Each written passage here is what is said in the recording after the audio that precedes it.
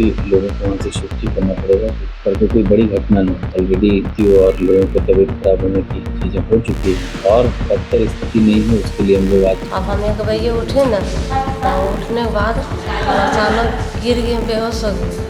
अब हमरा बेहोश होने के बाद मेरा लड़का भी देखा, हम तो उठाने के बाद वो भी बेहोश हो गया। और उसको बेहोश होने के बाद ये बच्चा जी बाहर निकले, घर से बाहर निकले रहता है, तो यही गैस का ऑक्सीजन बढ़ने के कारण मैं पूरा बेहोश हो गया। उसके कारण मेरे मम्मी पापा सभी को मेरे को उठा के हॉस्पिटल ले गया। हॉस्पिटल लाने के बाद फिर हम पूरा बेहोश हो गए, हमको मालूम नहीं चला कि क्या हुआ क्या नहीं हुआ।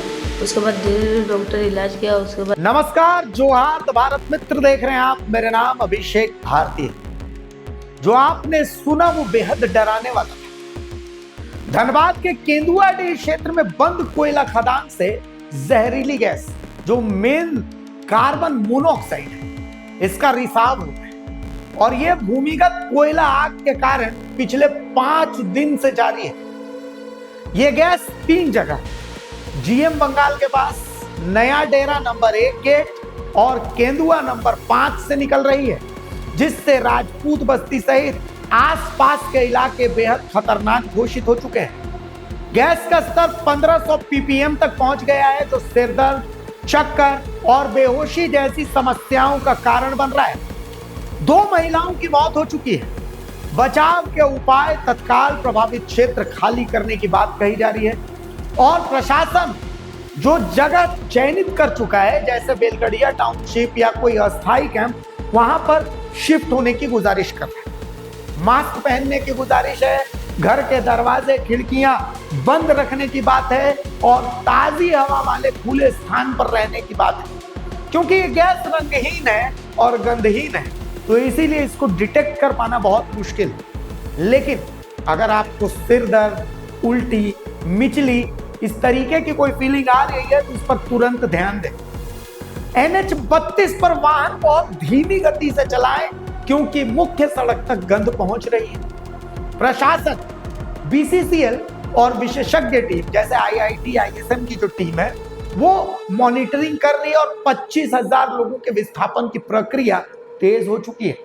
स्थायी समाधान के लिए वैज्ञानिक अध्ययन जारी है।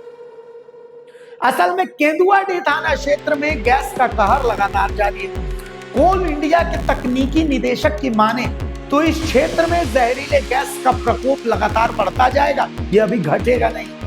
वहीं धनबाद DC ने रांची धनबाद मुख्य मार्ग को भी खतरे में बताया है और इसका एकमात्र उपाय बताया है कि वो विस्थापन। और सिंदरी विधायक चंद्रदेव महतो भी यहाँ निरीक्षण में पहुंचे और BCCL पर वो जमकर भड़के कि BCCL की तरफ से यहाँ पर जहरीली गैस को रोकने के लिए कोई उपाय नहीं किया जा रहा है। हालांकि आपको मैं एक बात बता दूं, BCCL क्या, पूरी केंद्र सरकार भी आ जाएगी तो भी यहाँ जहरीली गैस रोकने का कोई उपाय नहीं, क्योंकि नीचे में आग भड़क रही है और उस आग को बुझाने का कोई उपाय ही नहीं है। आप सुन लीजिए खतरे की घंटी कैसे है। आपको हम अच्युत घटक जो तकनीकी निदेशक हैं उनका बयान सुनाते हैं, धनबाद DC का बयान सुनाते हैं और चंद्रदेव महतो सिंदरी विधायक हैं, उनका भी बयान सुना देते हैं। देखिए, ये पहला तो सबसे पहले तो निष्कर्ष ये है कि लोगों को जितनी जल्दी हो सके वहाँ से हटना होगा, ताकि उस जगह को समहाउ किसी भी हालत से ये किया जा सके, प्रोटेक्ट किया जा सके, उनकी जान और माल को प्रोटेक्ट किया जा सके, पहला चीज़। दूसरी बात, हमारे जो BCCL प्रशासन है, they are doing their best कि कैसे लोगों को वहाँ से हटा के कोई ठीक एक ये दिया जाए, एक शेल्टर दिया जाए, ताकि लोग आराम से अपना आगे का ज़िंदगी काट सकें। यही मेन मुद्दा है सारे इसका। और मैं कल रात में उस एरिया का मैंने इंस्पेक्शन किया, आज सवेरे किया, वहाँ का क्या सिचुएशन है, कल क्या सिचुएशन था, आज क्या सिचुएशन है, इसका जायज़ा लिया। तो इससे ये कि लग रहा है कि ये बढ़ेगा और घटेगा नहीं, ये परेशानी बढ़ने वाली है। जैसे जी बताइए। हाँ, बताइए। प्लानिंग सर, 81 साइट है सर, 81 खतरनाक साइट जो BCCL की तरफ से घोषित हुई, तो उन 81 साइट में ये केंदुआडीह भी शामिल है। क्या इसका जो प्रकोप है गैस का वो और भी बढ़ेगा उन इलाकों में, 81 साइट से? वही 81 साइट से कनेक्शन है कि नहीं, ये जब तक स्टडी ना हो जाए कोई फॉर श्योर नहीं बोल सकता, लेकिन उस साइट पे ये प्रकोप बढ़ेगा, ये ऐसा दिख रहा है, ऐसा अंदाजा है। क्या प्लानिंग है शिफ्टिंग कर सकते? प्लानिंग का ये तो प्रशासन और बीसीसीएल अपना इसमें पहले से ही लगी है, लेकिन अभी और थोड़ा सा उसको तेजी लाना पड़ेगा। ये तो मान ले एक जगह पे हुआ 81 साइट्स में, अगर भविष्य में ऐसे हादसे ना हो दोबारा, जैसे 2 की मौत तो अभी क्लियरेंस है, आगे मौत ना हो इसके लिए किस तरह से बीसीसीएल पहल करेगी? क्योंकि वहाँ भी तो अंडरग्राउंड माइंस जो है वो चला हुआ है आज़ादी के पूर्व के। देखिए, इसमें सिंपल एक सहयोग आम जनता से ये ज़रूरत है कि अगर वो डेंजरस साइट डिक्लेयर्ड है, अनस्टेबल साइट डिक्लेयर्ड है, वहाँ से लोगों को हटना होगा। वहाँ पे अगर बैठे रहें तो ये समस्या बढ़ेगी, घटेगी नहीं। अगर अभी क्या हो रहा है कि यदि वो और अपना इनलॉन्गेटेड उसमें अपना टाइम बिताएंगे तो जो थोड़ा बहुत जगह होगा उसको सुधार करने का वो भी खत्म होता जाएगा। तो शिफ्टिंग तो सर एक लंबा प्रोसेस है, अगर इस बीच ये हादसे होते हैं तो फिर तो लोगों की जान तो जा सकती है। देखिए, ये मैं फिर बोल रहा हूँ, इसको जब तक कि वो स्टडी ना हो जाए तब तक कोई कुछ नहीं बोल सकता कि वहाँ क्या सिचुएशन आएगी। यहाँ बैठ के या यहाँ खड़े होकर प्रेडिक्शन करना भविष्यवाणी नहीं हो सकती, स्टडी चाहिए उसके लिए। देखिए, मूल जो बात है वो यही है कि केंदुआडी काफ़ी प्रभावित क्षेत्र हो गया है और वहाँ घर ही नहीं, सड़क भी शायद खतरे की निशान में आ चुका है। तो हम लोग उसके लिए एक बृहद प्लान के लिए बैठे थे और प्लान यही है कि मोस्टली लोगों को वहाँ से शिफ्ट ही करना पड़ेगा, क्योंकि कल को कोई बड़ी घटना न हो जाए। ऑलरेडी मृत्यु और लोगों की तबीयत खराब होने की चीज़ें हो चुकी हैं और बदतर स्थिति नहीं हो, उसके लिए हम लोग आज बैठे थे। बैठक में मूल रूप से यही आया है कि हम लोग कैंप लगा के लोगों से उनकी ग्रीवांसेस को सुने और शिफ्ट करने को लेके उनकी जो भी मांगे वो जितना हो सके नियम तहत वो हम लोग पूरा करें। आज उसी कड़ी में बेलगड़िया, कर्मटांड, ये सब उनको विजिट भी कराया गया है और विजिट के बाद अब लोगों का क्या रुख रहता है वो हम लोग समझेंगे और 1-2 दिन में ही वहाँ पर कैंप लगाकर लोगों के जो लीगल राइट्स हैं उनको सुनेंगे, जो उनकी महत्वाकांक्षाएँ हैं, जो उनकी नीड्स है उसको सुनेंगे और उसके अनुसार आगे निर्णय लेंगे। साथ ही साथ रोड की स्टेबिलिटी टेस्ट को लेके और आसपास के एरिया के स्टेबिलिटी टेस्ट को लेके हम लोग विभिन्न भारत के मानक बड़ी एजेंसियों से संपर्क साधने की कोशिश कर रहे हैं ताकि वहाँ की टीम आकर उसका आकलन कर सके और कोई भी हताहत होने से पहले हम लोग उस पर कोई कार्रवाई कर सकें। जैसे इन लोग को जो विस्थापित किया जाना था तो उसके लिए भी शिविर लगेगी क्या, किस तरह से कार्य योजना रहेगी विस्थापित कराने को लेकर?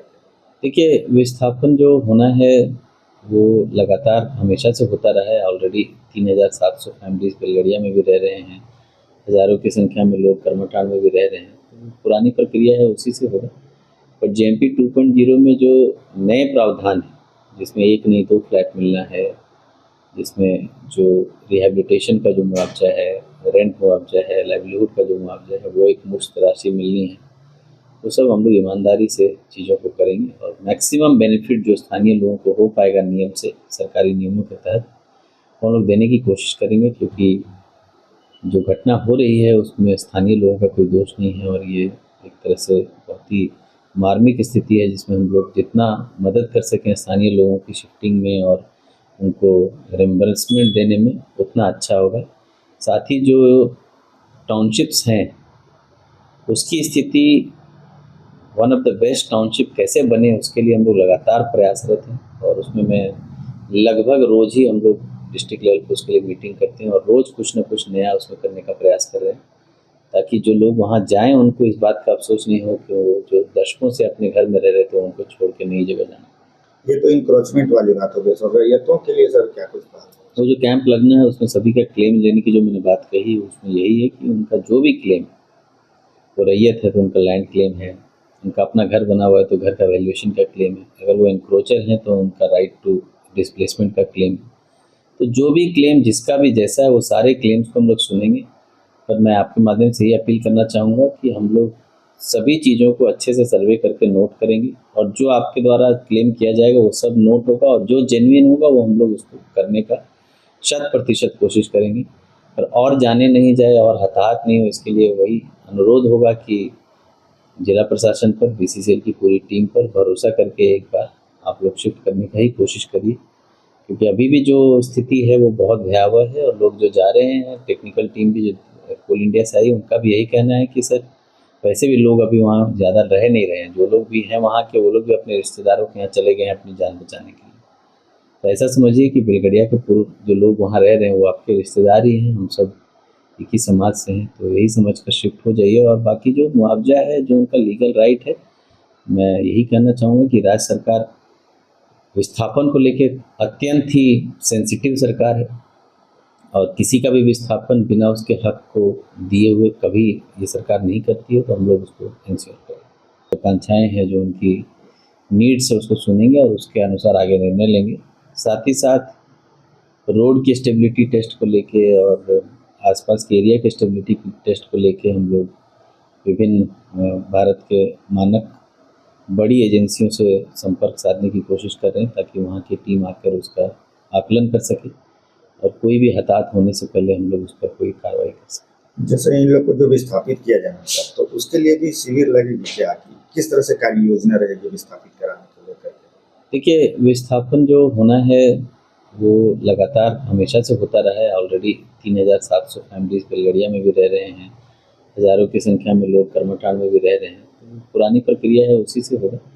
पर JMP 2.0 में जो नए प्रावधान हैं, जिसमें एक नहीं 2 फ्लैट मिलना है, जिसमें जो रिहैबिलिटेशन का जो मुआवजा है, रेंट मुआवजा है, लाइवलीहुड का जो मुआवजा है, वो एक मुश्त राशि मिलनी है, वो सब हम लोग ईमानदारी से चीज़ों को करेंगे और मैक्सिमम बेनिफिट जो स्थानीय लोगों को हो पाएगा नियम से, सरकारी नियमों के तहत, हम लोग देने की कोशिश करेंगे। क्योंकि जो घटना हो रही है उसमें स्थानीय लोगों का कोई दोष नहीं है और ये एक तरह से बहुत ही मार्मिक स्थिति है जिसमें हम लोग जितना मदद कर सकें स्थानीय लोगों की शिफ्टिंग में और उनको रिम्बर्समेंट देने में उतना अच्छा होगा।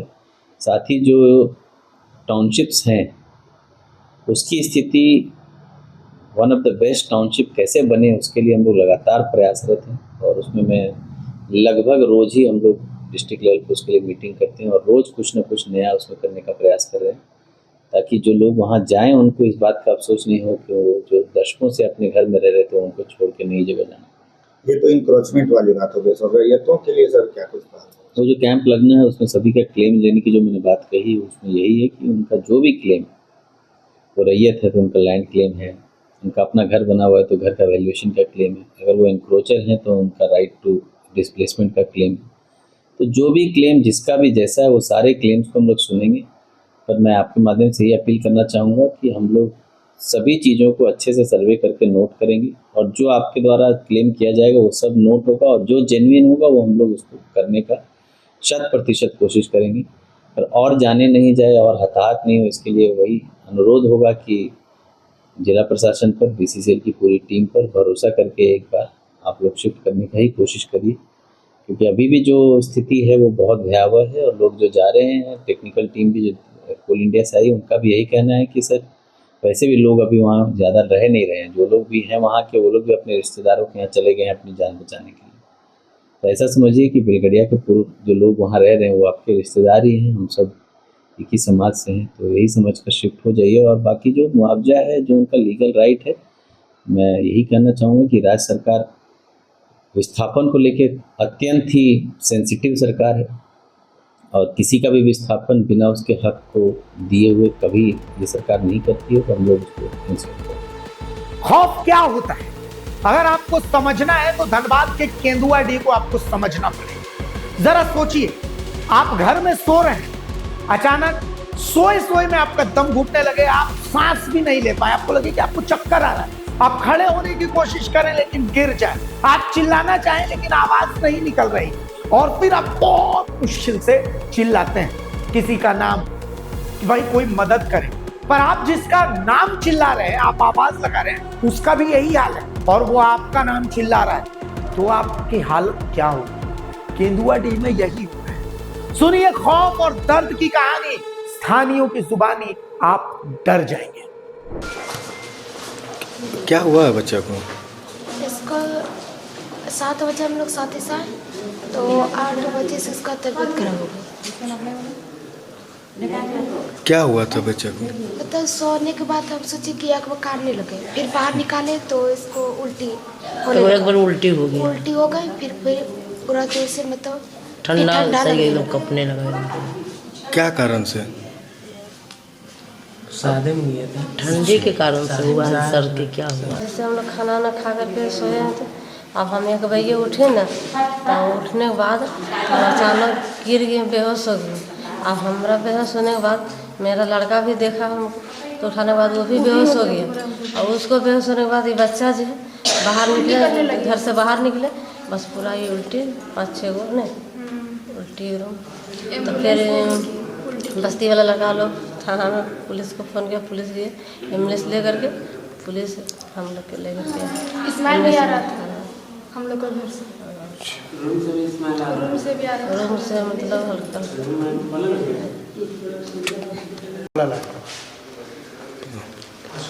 मैं केनवाड़ी राजबस्ती से हूँ। मैं अपना घर में जब गुजरा रहा था तो मेरे गैस का ऑक्सीजन बढ़ने के कारण मैं पूरा बेहोश हो गया। उसके कारण मेरे मम्मी पापा सभी को मेरे को उठा के हॉस्पिटल ले गया। हॉस्पिटल लाने के बाद फिर हम पूरा बेहोश हो गए, हमको मालूम नहीं चला कि क्या हुआ क्या नहीं हुआ। उसके बाद धीरे धीरे डॉक्टर इलाज किया, उसके बाद धीरे धीरे होश आया। उसके बाद और कितना बता सकते सर, अभी तो तबीयत ठीक भी नहीं हुआ अच्छा से। रात में हम लोग सोए थे ना, तो सुबह जब उठ नहीं रहे थे तो सब बगल बगल से आया, उठाया हम लोग को, बेहोश हो गए थे। फिर हम लोग को एम्बुलेंस में यहाँ पर भेजा गया। तो अब सवाल है कि कार्बन मोनोऑक्साइड से बचें कैसे? भाई घर वर सब कुछ बन चुका है, अचानक छोड़ करके निकल जाना तो समाधान नहीं हो सकता। तो किया क्या जाए? कार्बन मोनोऑक्साइड जिसे CO कहते हैं, इस गैस से बचाव के लिए प्रभावित क्षेत्र से तुरंत बाहर निकले, खिड़कियां दरवाजे खोलकर ताजी हवा का संचार सुनिश्चित करें। आपको अगर ऐसा महसूस हो, और CO डिटेक्टर लगाएं जो खतरे की चेतावनी दे। ईंधन जलाने वाले उपकरण जैसे हीटर, स्टोव, इसका नियमित रखरखाव करवाएं और इन्हें बंद जगह में, क्लोज्ड रूम्स में तो बिल्कुल न जलाएं। रोकथाम के उपाय क्या है कि भाई घर में कम से कम एक CO अलार्म तो जरूर रखें। विशेष रूप से बेडरूम और उपकरणों के पास इसकी नियमित जांच करें।